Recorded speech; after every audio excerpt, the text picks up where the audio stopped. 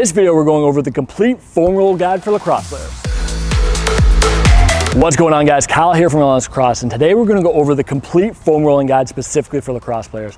Foam rolling is essential for lacrosse players to be able to maintain their tissue quality over an entire season and into the off season. So many lacrosse players are coming in and they're tight, they're restricted, and so this kind of foam rolling work is what's going to restore some of that function, restore some of that mobility, and start feeling better in your body. All right, guys, so we actually have 3 different tools today, not just our 2 foam rollers, but we're also going to be using the lacrosse ball. And so together we're using these tools as a myofascial release. And so we're actually going to be trying to create a massage here and getting into that fascia that will create that release through the entire muscle body. So we have 3 different types. Our first one, just the classic blue foam roller. This is really soft, and so if you are tight, this might be enough. But for a lot of players that kind of spend a couple times on this, they find that this isn't creating as much release. So you could go to a black one or something harder. In this case, I've brought a PVC pipe. So this is obviously a super cheap solution to be able to create a massive release. I find that because it is super hard, it's actually going to create much more release than any type of foam roller. And then lastly, we have the lacrosse ball, which is obviously a classic. I know you have these at home, and it's going to be able to get into very specific points. All right, so we're going to get started here going from neck all the way down to our feet. And so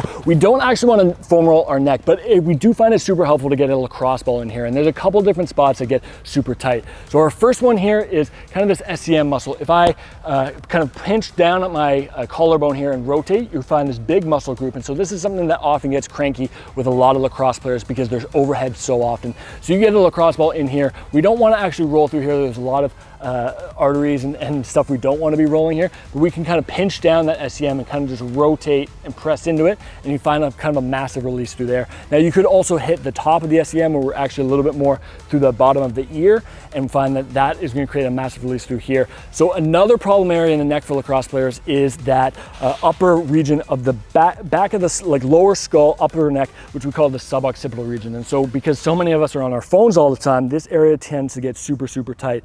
And so we can get a ball in here, and essentially what we're going to be doing is kind of like screwing it down into the tissue and then kind of just moving around. So we can rotate a little bit, but we want to make sure that it's actually kind of like pulling the skin in, and then basically we're just doing a little bit of light movement. And so this can often create an amazing release in that region, especially if we start to get tension headaches or anything like that. So if you have a day where, hey, maybe you've had a hard practice, you've been on the wall for a long time, you've been on the cell phone for too much, this can be an awesome opportunity to get into those suboccipitals, not directly behind the base, but they're honestly just right through this region here and then on the other side as well. So spend some time here and kind of just relax into it. And this is an amazing tool for lacrosse players to really start to develop a little bit more healthy tissue function in their neck. All right, so we're going to move down the chain now and get into our shoulders and upper back. So I'm still going to continue to use the lacrosse ball because through our shoulders and through that upper back, especially through the traps, we have a ton of little pressure points that we find that maybe the entire release, something like a foam roll that's actually doing a big release, might not be able to get into. So I'm going to have my lacrosse ball, and I'm basically just going to find a couple of different points in that trap. So whether we are above or below the scapula, I'm just going to find a spot, and then I'm just going to be opening and trying to create some range into it, and I'm creating pressure down into the ball, and that's really the whole goal. So maybe it's a little bit higher up through that trap, maybe it's a little bit lower in that low trap, but we want to find 2 or 3 spots, create a flex down, push into it, and then just kind of open up and create that big release. And so this is a place where we'll probably try and hang out for maybe 2 minutes, find a couple of different spots, find some pressure points, find something that's gnarly, hang out there, and then kind of just move around. And so this is an amazing tool for lacrosse players to really try and get those traps and upper back moving. So when we'll move to next is the foam roller. And so we're actually going to be focusing a little bit more on the T-spine here rather than just the upper backs and shoulders. So I am going to get set up. I want to make sure that as I'm starting, I'm pushing my rib cage down here. So I'm in one flat position. I kind of have a bit of a crunch, and then my hands are across, and I'm just going to be opening up as much as I can. So we call these T-spine extensions because obviously our T-spine, our upper back, we're trying to extend as much as we can over that foam roller. So I'm pushing down here, I'm trying to open up as much as I can without having my ribs flare open. So ribs are pointed down, and then I'm just opening up, and I'm going to pause. As I get to this kind of bottom area and I have my extension, I'm going to actually feel as if I'm pushing into the foam roller. So compressing the foam roller down is going to create a lot more release there, and then I'm going to let go, and I'm just going to find different spots here. I could also create a little bit of rotation where I'm a little bit more through here, kind of create that open position again, or over to the other side and again opening up and back. But this is an amazing exercise to not only create a bit of a fascial release in that upper back, but also start to regain some mobility. And so the foam roller almost acts like a lever here where we can actually kind of flex against it and kind of force open that mobility in that upper back. All right, so we're gonna use the foam roller for a lat release here. And so this big muscle group down the side tends to get really tight in lacrosse players because we're spending so much time overhead. So I wanna try and have some sort of side release here, and I'm coming down basically almost as if I'm going into my arm here, and then just releasing all the way down as much as I can. So we'll probably find a couple of pain spots here, either towards the top or towards the bottom. For me right now, it's through the bottom, and I'm just gonna kind of hang out there and flex. And so this is an awesome exercise to really create that lat release, which we tend to have a lot of struggles with lacrosse players. So hang out there, spend around 30 seconds, and then get into your next exercise. All right, so we're gonna move down the chain a little bit further here, and we're actually gonna get into our upper glutes here, the glute med, glute min, which gets super tight in a lot of athletes. So we're gonna be trying to get the ball directly in here and get a lot of pressure. And so we find that rolling the actual glutes doesn't create enough pressure for a lot of lacrosse players. We could do that where we're actually getting right down into those like big butt cheek area, but we find that the majority of tension, a lot of the restriction areas are in those upper glutes. So we're just basically gonna find a position where we are pressing down a lacrosse ball, find something painful, something a little gnarly, and then relax as much as you can into it. Hang out there for a little bit, move around if you have to, and then find another position where you can drive a lot of pressure. Most of the pressure points here is going to be in that upper region.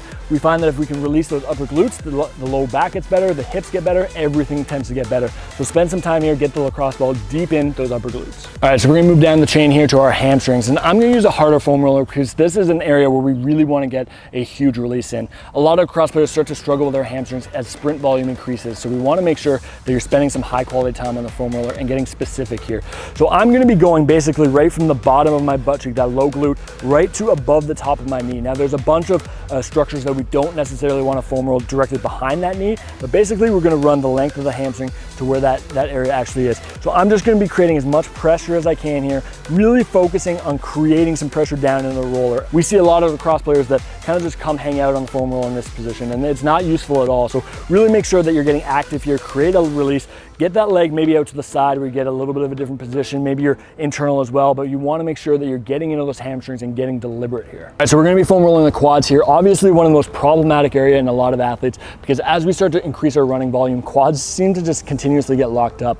So we find the foam roller super, super helpful, probably the #1 spot to hit if you are spending just a couple of minutes. Make sure you're getting into the quads. So we want to make sure that we're actually going to get into a couple different areas here. So obviously we have the straight on one, which is probably going to get the most of our rec fem here, trying to create as much pressure, but one of the keys is that we actually want to hit different angles. So we want to make sure that we can rotate that leg, kind of get a little bit more internal here, and then also go laterally as well and get on the outside of that leg. So we want to make sure we're going slow. We're not just hanging out in one spot, but we're also being able to create an entire release through that range, right up to the hip flexor and right down to basically just that pouch of ligaments right above the knee.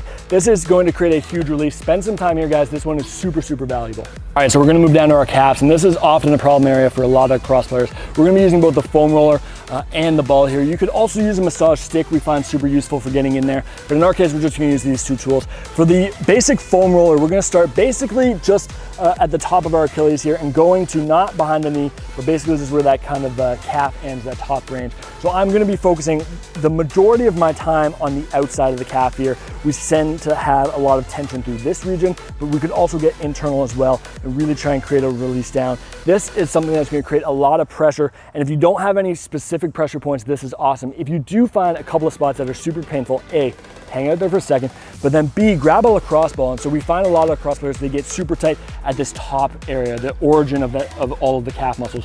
So we find that if we can get a lacrosse ball in there and really just get a little bit gnarly, this is gonna be painful, truthfully, but it's gonna create a massive release. And so we can get through there and kind of just release the entire system, basically by just hitting that upper region.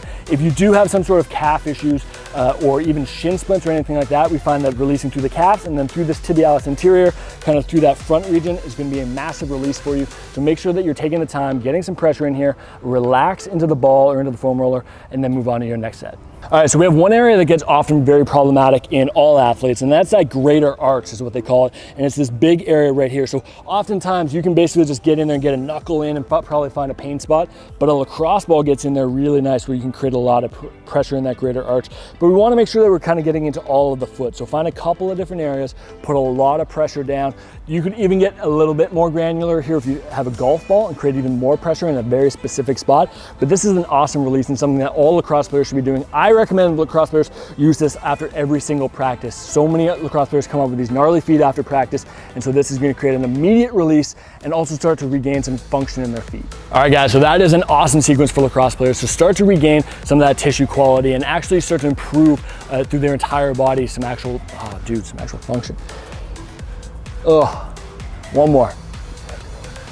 All right, guys, so that is an awesome sequence for lacrosse players to really start to improve their tissue quality from head to toe. And so we find a lot of lacrosse players over the course of the season start to get bound up after every single practice, every game. And so it kind of starts to bank up. And so this kind of work undoes that. And it actually is going to create an entire release through your upper body and start to relax your system. So we recommend players doing this after every single practice. Not only are they going to start to have some sort of release through active muscles, but they're also going to tap into that parasympathetic nervous system that's going to relax the entire body. We also recommend this before bed. So if you're hanging out, watching Netflix, you're on Instagram, something like that, this is the perfect opportunity to actually spend some time and be improving your body, getting better and getting healthier. And so this is the kind of work that's so essential if you're ready to take your game to the next level. If you are looking to take your game to the next level, guys, head over to relentlesslacrosse.com, where we've got tons of different training articles, videos, and programs, all designed for lacrosse players to take their game to the next level. Get out there, guys, and get relentless.